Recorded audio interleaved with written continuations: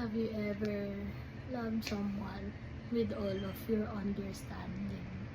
Hello and welcome to our Gospel Reflection for today, June 4, 2026.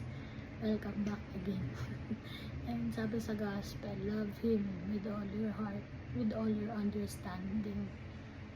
Paano kung kunwari, even yung mga nararamdaman mo at nararanasan mo, hindi mo na maintindihan? Will you still love the Lord?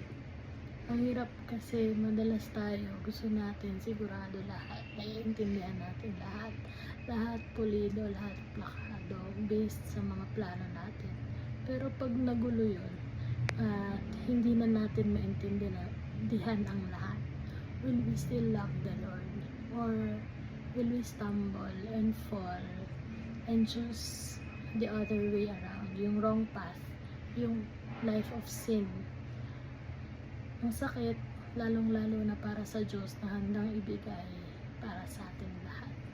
Kaya naman, sana, we ask the grace from the Lord, na Lord, please, even though we don't understand, even though we're not open to understand or we fail to understand, please allow us to love you dearly with all our hearts and with all our actions at lahat-lahat ng nangyari sa buhay natin.